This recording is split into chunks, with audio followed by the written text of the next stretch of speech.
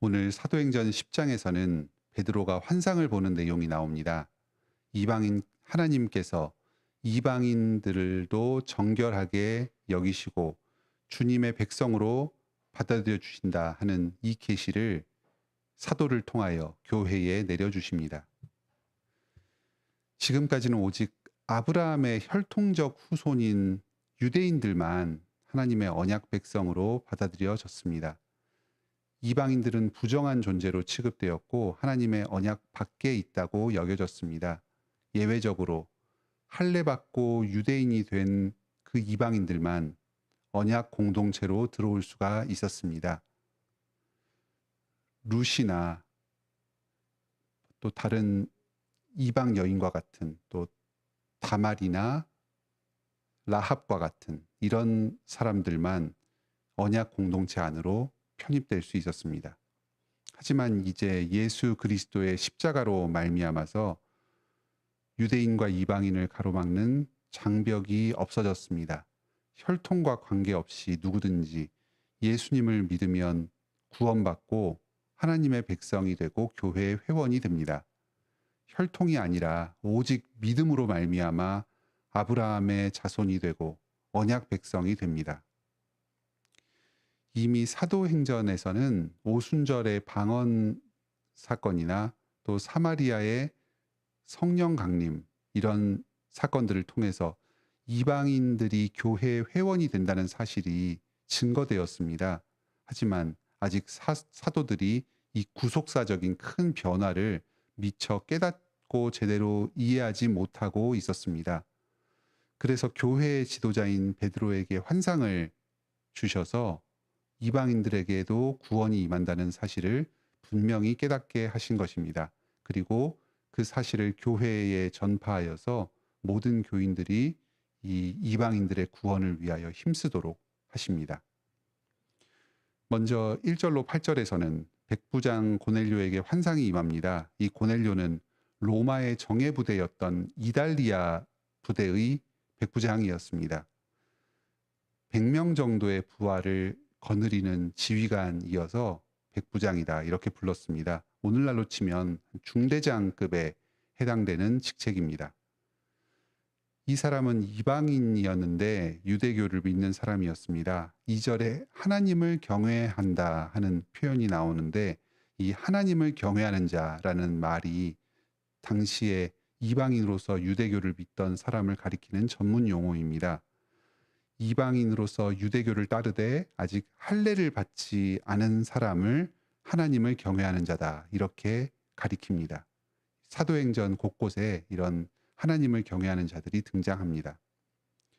당시에 로마에서는 남자들이 공중 목욕탕을 가거나 아니면 야외에서 체육 활동을 할 때에 알몸을 드러내는 경우들이 자주 있었습니다. 오늘날보다 그 알몸을 드러내는 게 사회적으로 허용이 되고 또 건장한 신체를 가진 것이 큰 미덕으로 여겨지는 그런 사회였습니다. 할례를 하게 되면은 그 알몸으로서 그 유대인 계종자라는 사실이 확실히 사람들에게 드러나게 됩니다. 그래서 여러 사회 생활을 하는 데에 많은 제약을 받게 되었습니다. 로마 사회에 속하여 살아가면서도 동시에 회당 예배에 참석하면서 그 유대교에 동조하는 이런 사람들이 바로 하나님을 경외하는 자들이었습니다. 고넬료가 바로 여기에 해당되는 사람이었습니다. 고넬료는 단지 명목상의 신앙만을 가진 것이 아니었습니다. 경건한 삶을 사는 자였습니다. 구제와 기도에 힘쓰면서 구약의 율법에 순종하면서 그렇게 자신의 믿음을 지키며 살아갔습니다. 그런데 9시쯤 오늘날로 치면 오후 3시경에 이 고넬료가 기도하는 가운데 환상 가운데 천사가 와서 사도 베드로를 불러오라고 지시합니다. 하나님께서 이 고넬료를 통해서 이방인을 향한 이 구원의 계획을 알려주시고자 한 것입니다. 고넬료가 예수님의 복음을 듣고 믿고 예수님을 구주로 영접한다면 할례를 받지 않더라도 교회의 회원이 되고 하나님 나라의 백성이 될 수 있습니다. 로마 사회 속에서 살아가면서도 동시에 그 예수님의 제자로서 이 세상의 빛과 소금으로 역할을 감당해 나갈 수 있습니다. 이런 하나님의 이방인을 향한 계획을 가르치는데 이 하나님을 경외하는 자로 살아가며 그 로마의 백부장이면서 동시에 경건한 삶을 살고자 힘썼던 그 고넬료가 아주 적임자였습니다. 9절로 16절에서는 베드로에게 환상으로 계시를 보여주십니다. 고넬료에게 천사가 임한 그 다음 날에 6시 우리 시간으로는 정오경에 베드로가 유대인의 관례를 따라서 기도했습니다. 유대인들은 오전 9시, 낮 12시, 오후 3시 이렇게 3번 규칙적으로 기도하는 관례가 있었습니다. 그 관례에 따라서 베드로도 기도했고 고넬료도 기도했는데 그 기도 시간에 맞추어서 하나님께서 두 사람에게 각각 환상을 보여주신 것입니다. 베드로가 기도를 마치고 배고파서 점심을 먹으려고 하는데 환상이 나타났습니다. 하늘에서 보자기와 같이 생긴 큰 그릇이 내려오는데 그 안에 각종 네발 짐승과 길짐승과 날짐승들이 있었습니다. 이것들이 그릇에 담겨서 이제 음식으로 내려왔습니다. 소리가 들리면서 이것들을 잡아서 먹으라 합니다. 환상 속에서 베드로는 그럴 수 없다. 나는 속되고 깨끗하지 않은 이런 동물들을, 짐승들을 잡아먹을 수 없다 합니다. 이 베드로의 말은 레위기의 정결 예법과 관계가 되는 말입니다. 레위기 11장에서는 부정하여서 먹을 수 없는 여러 짐승들에 대한 규정들이 나오고 있습니다. 예를 들어서 발굽이 갈라지고 동시에 대새김질을 하는 짐승들은 먹을 수 있습니다. 그래서 소고기는 정결하여서 먹을 수 있습니다. 하지만 돼지고기는 발굽은 둘로 갈라졌지만 되새김질은 하지 않기 때문에 먹을 수 없습니다. 또 새 중에서는 맹금류에 속하는 독수리나 올빼미는 잡아 먹어서는 안 됩니다. 이런 여러 음식에 관한 규정들이 나옵니다. 왜 이렇게 음식에 관한 규정들을 주셨는가? 왜 어떤 동물은 정결하고 어떤 동물은 부정해서 먹을 수 없는가? 그 이유가 무엇인지는 성경에 정확하게 나와 있지는 않습니다. 하지만 여러 본문들을 미루어 보았을 때 죄와 타락으로 인해서 이 자연 세계가 파괴되고 훼손되었다는 사실을 늘 생각하도록 그 사람들에게 어떤 죄와 타락에 대해서 늘 기억하면서 의식하면서 살도록 하기 위해서 아마 이러한 복잡한 음식의 규례들을 주신 것이 아닌가 짐작하고 있습니다. 베드로도 이런 정결예법에 따라서 속되고 부정한 음식은 먹을 수 없다 이야기합니다. 그리고 실제로도 이런 규례들을 잘 지키면서 살았을 것입니다. 하지만 하나님께서는 베드로에게 말씀하십니다. 하나님께서 깨끗하게 하신 것을 네가 속되다고 하지 말아라. 이미 하나님께서는 예수님의 십자가 보혈 공로로 말미암아서 모든 의식법의 규정들을 완성하셨습니다. 이제 그 율법의 의식으로서 정결함과 부정함의 구별은 사라졌습니다. 모든 자연물들이 하나님 앞에서 다 정결하게 되고 뭐든지 자유롭게 먹을 수 있게 되었습니다. 또 이와 마찬가지로 이방인들도 하나님 앞에서 정결하게 인정받고 하나님의 백성으로 받아들여질 자격을 얻었습니다. 이 환상이 3번이나 반복됩니다. 베드로는 계속해서 음식을 먹기를 거부하지만 하나님께서 환상을 3번이나 반복해서 보여주시면서 그 뜻을 베드로에게 확실하게 각인시켜 주십니다. 17절로 46절에서는 베드로가 고넬료의 집을 방문해서 하나님의 말씀을 가르쳐주고 세례를 베풉니다. 이방인들 또한 교회의 일원으로 받아들여질 수 있다는 사실을 이 베드로가 분명히 세례식을 통해서 나타낸 것입니다. 베드로가 환상에서 깨어날 때에 마침 고넬료가 보낸 사람이 베드로를 데리러 왔습니다. 고넬료가 하루 전에 그 환상에서 깬 뒤에 사람들을 바로 보냈기 때문에 아마 하루 정도가 걸려서 베드로에게 도착한 것 같습니다. 이방인이 베드로를 자기 집으로 모신다고 했을 때 베드로 입장에서는 꺼려졌을 수 있습니다. 당시의 유대인들은 할례받지 않은 이방인을 부정하게 여겨서 그들의 집에서 함께 교제하는 것을 꺼렸습니다. 그게 유대교의 관행으로 정립되어 있었습니다. 그래서 그 전에 손님들이 찾아오기 전에 성령님께서 베드로에게 특별히 임재하셔서 그 사람들을 의심하지 않고 따라가도록 명령하여 주셨습니다. 하나님께서 이 이방인을 받아들여주는 이 일을 명확하게 하고 베드로에게 그 사실을 분명하게 깨닫도록 하기 위해서 이런 여러 가지 환상과 또 성령님의 인도하심을 통해서 확실하게 베드로의 길을 인도하여 주고 계십니다. 이 사람들이 와서 자기들이 그 고넬료가 겪은 환상을 이야기했을 때 베드로는 아마 자신이 직접 그 겪은 환상과 연결시키면서 그 이방인을 향한 하나님의 계획이 있다는 사실을 분명하게 깨달을 수 있었을 것입니다. 즉 베드로는 그 인도자들과 함께 고넬료의 집으로 방문합니다. 그래서 28절에서 이렇게 말합니다. 유대인으로서 이방인과 교제하며 가까이 하는 것이 위법인 줄을 너희도 알거니와 하나님께서 내게 지시하사 아무도 속되다 하거나 깨끗하지 않다 하지 말라 하셨느니라. 베드로는 이제 환상의 의미를 아주 명확하게 깨닫고 있습니다. 구약의 의식법으로서의 그 정결함과 부정함의 구별은 더 이상 사라졌습니다. 특정한 음식을 먹는다든지 아니면 이방인과 접촉하지 않는다든지 하는 이 정결의 예법을 지킴으로 말미암아 정결함을 얻는 것이 더 이상 아닙니다. 오직 예수 그리스도를 믿음으로 말미암아 우리는 죄 용서 받고 깨끗함을 누리게 됩니다. 예수 그리스도 안에서 정결하게 됩니다.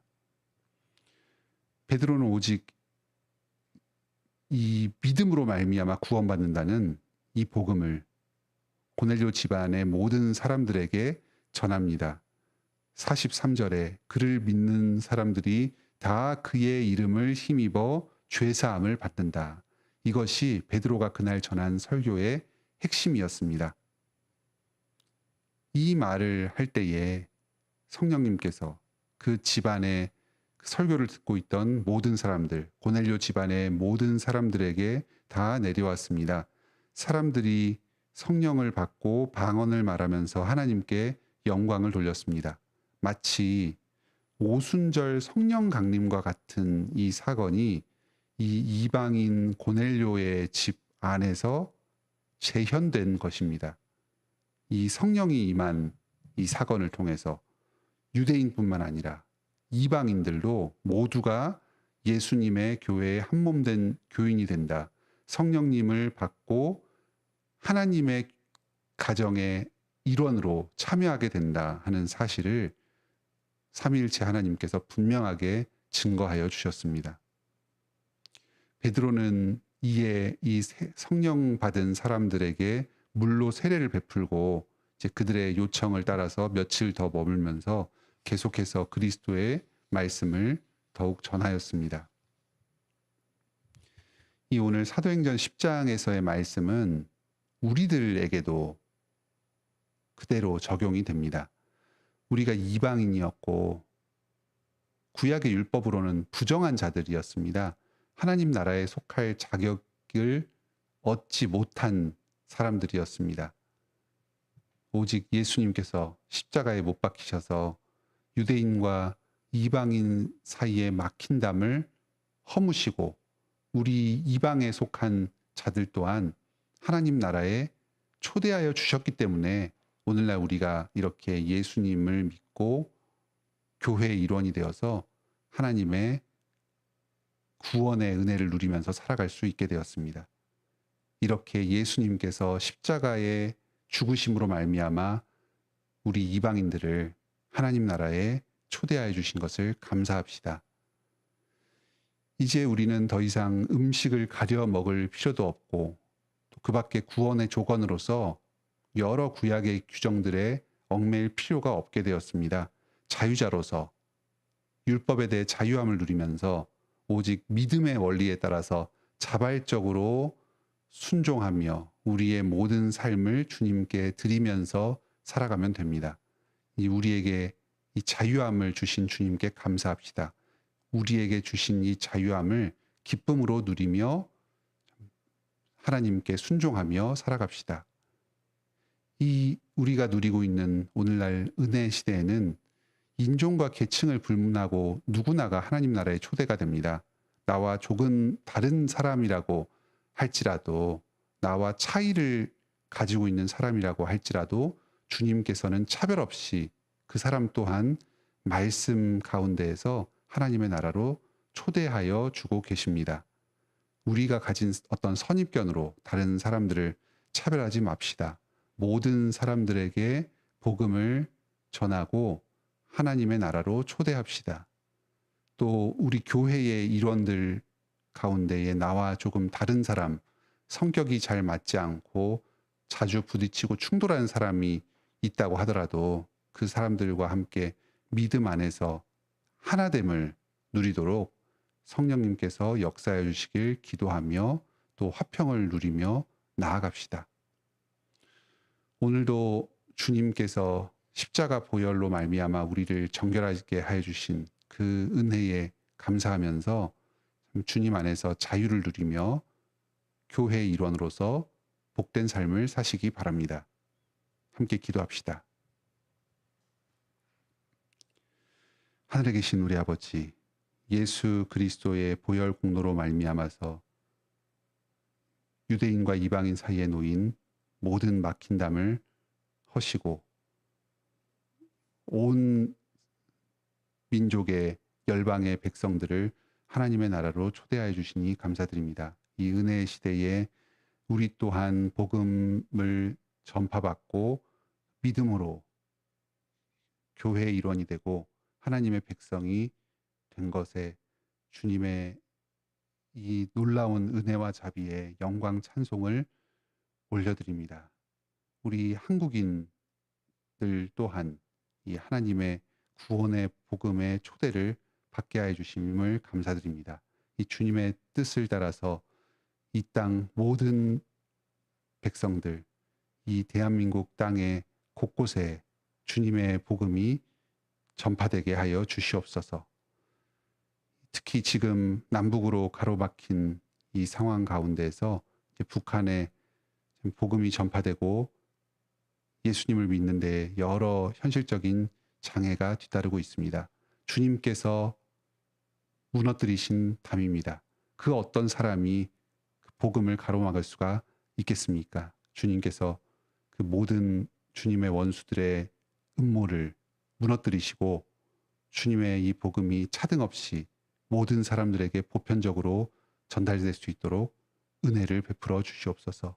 이 관악교회가 이곳 관악 지역과 서울 지역에 주님의 복음을 전파하는 기관으로서 사명을 다할 수 있도록 계속해서 역사하여 주시옵소서. 우리 교회 안에서 여러 다양한 사람들을 한 믿음 안에서 주님의 몸을 이루도록 보내어 주셨습니다.